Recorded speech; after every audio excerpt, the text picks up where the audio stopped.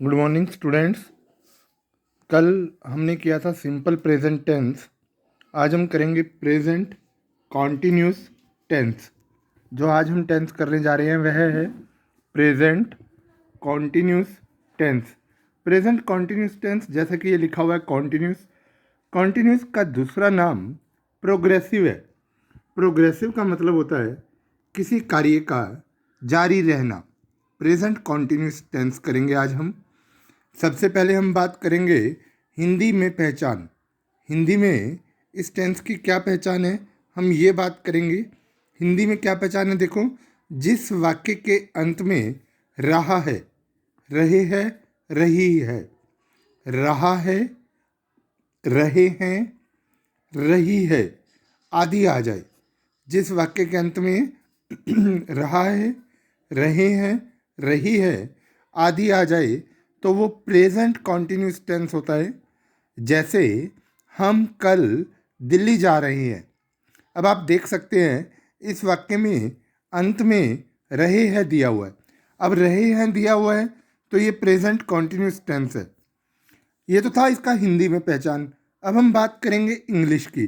अगर हम इंग्लिश में इस टेंस को पहचानना हो तो कैसे पहचानेंगे students?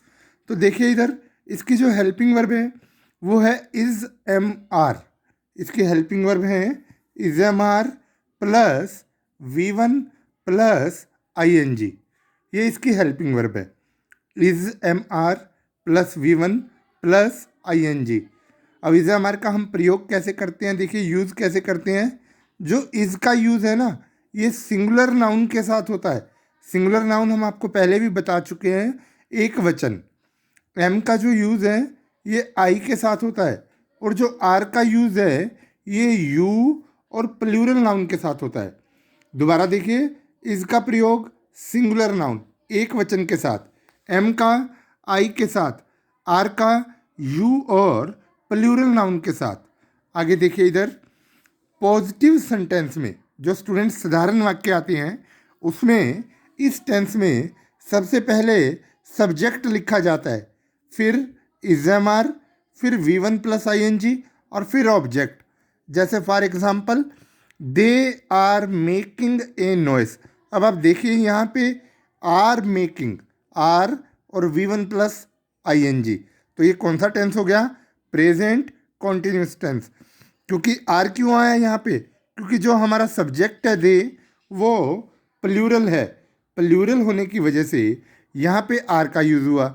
They are making a noise. Next sentence, I am reading a book.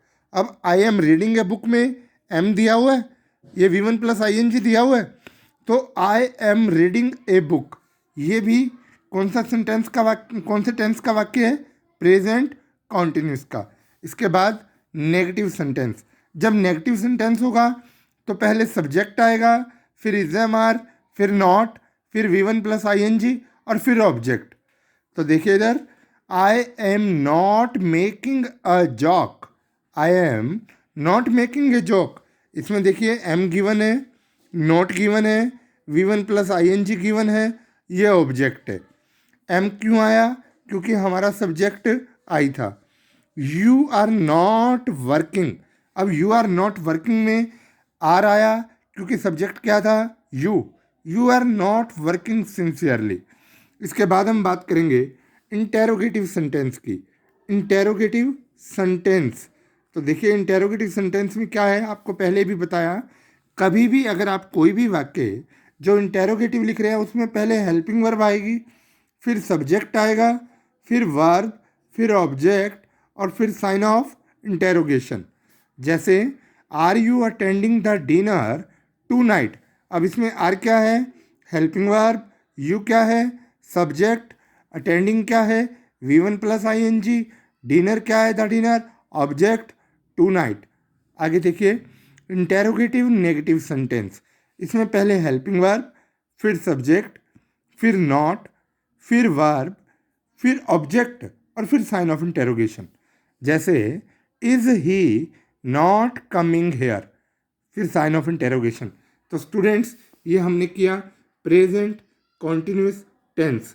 जी हाँ, प्रेजेंट कॉन्टिन्यूस टेंस जिसकी हिंदी में पहचान थी रहा है, रहे हैं, रही है, रहा है, रहे है, रही है। और इसकी हेल्पिंग वर्ब क्या थी? Is am are plus V1 plus ING। और इसका यूज कहाँ होगा? सिंगुलर के साथ, एम का, आई के साथ, आर का, यू और प्लूरल नाउन के साथ। इसके बाद आगे देखिए, अब हम बात करेंगे uses of present continuous tense. आपको ये तो पता चल ही गया कि प्रेजेंट कॉन्टिन्यूस टेंस में हम is am are plus V1 plus ING का प्रयोग करते हैं। अब देखिए uses of present continuous tense. Student, if an action is in process at the moment of speaking, ये सभी का जो रूल्स हैं ये इंग्लिश में लिखे हुए हैं, मैं इन सबको हिंदी में भी बता रहा हूँ आपको, आप ध्यान दीजिए। If an action is in process at the moment of speaking, कहने का मतलब यदि कोई कार्य बोलते समय चल रहा है, जैसे देखिए अब मैं आपको पढ़ा रहा हूँ, ये कार्य बोलते समय चल रहा है। आई एम टीचिंग यू, यहाँ पर एम और फिर ING वर्ब के साथ, तो ये हो गया प्रेजेंट कॉन्टिन्यूस। अब आप क्या कर रहे हैं? You are listening to me, आप मुझे सुन रहे हैं। ये जो एक्शन है, ये जो कार्य है, ये प्रोसेस में है। प्रोसेस का मतलब होता है जारी रहना, eight the moment of speaking, बोलते समय। इसके बाद सेकंड रूल देखिए, कुछ ऐसे वर्ड्स या हम ये कह सकते हैं फ्रेज, वाक्य का हिस्सा, जो हमें ये बताते हैं कि ये कार्य बोलते समय चल रहा है, वो कौन कौन से हैं?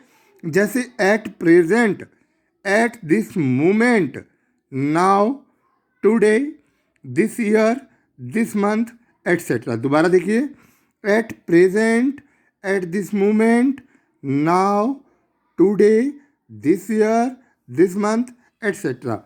We are having our lunch at Ashoka hotel this afternoon. ये क्या लिखा हुआ है देखो, दिस आफ्टरनून, इसका मतलब आज दोपहर को, this afternoon, this month, this year, इस साल ऐसा हो रहा है, इस महीने ऐसा हो रहा है, is am are plus V1 plus ING। तो इनमें से आपको कोई भी वर्ड गिवन हो, कोई भी फ्रेज गिवन हो, आपने प्रेजेंट कॉन्टिन्यूस टेंस का प्रयोग करना है। थर्ड रूल कह रहे कि if we find an imperative sentence and in other sentence action is in progress, यदि हम देखते हैं कि इम्पेरेटिव वाक्य गिवन है और दूसरा वाक्य प्रक्रिया में है, if we find an imperative sentence and in other sentence action is in progress, जब कोई वाक्य इम्पेरेटिव हो, इम्पेरेटिव की पहचान ध्यान से सुनो क्या होती है, आपको कैसे इंग्लिश में पता चलेगा कि ये वाक्य इम्पेरेटिव है। इंग्लिश में सीधी सी पहचान है कि इम्पेरेटिव सेंटेंस या तो डू नॉट से शुरू होता है। किससे? डू नॉट से। जैसे do not plug the flower, do not go near the fire, या वर्ब की फर्स्ट फॉर्म से। वर्ब की फर्स्ट फॉर्म जैसे स्टैंड अप, सिट डाउन, या प्लीज़ से, प्लीज़ हेल्प मी, काइंडली से, नेवर से। तो दोबारा देखिए, इम्पेरेटिव सेंटेंस जो वाक्य डू नॉट से, वर्ब की फर्स्ट फॉर्म से, प्लीज़, काइंडली, नेवर से शुरू होते हैं ना, वो इम्पेरेटिव होते हैं। अगर एक वाक्य इम्पेरेटिव हो और दूसरे में जो एक्शन है वो प्रोग्रेस में हो, ये ध्यान रखना, कार्य चल रहा हो, ये सबसे बड़ी बात है, कार्य जारी हो। देखिए डो नॉट इंटरफेयर, अब ये डो नॉट से सेंटेंस बिगिन है, मुझे इंटरफेयर मत करो। आई एम डिस्टर्बिंग, मैं डिस्टर्ब हो रहा हूँ, मुझे इंटरफेयर नहीं करो, मुझे दखल मत दो। आई एम डिस्टर्बिंग, मैं डिस्टर्ब हो रहा हूँ। लुक, देखो, he is smiling, he is smiling. अब ये लुक वर्ब की कौन सी फॉर्म है? फर्स्ट।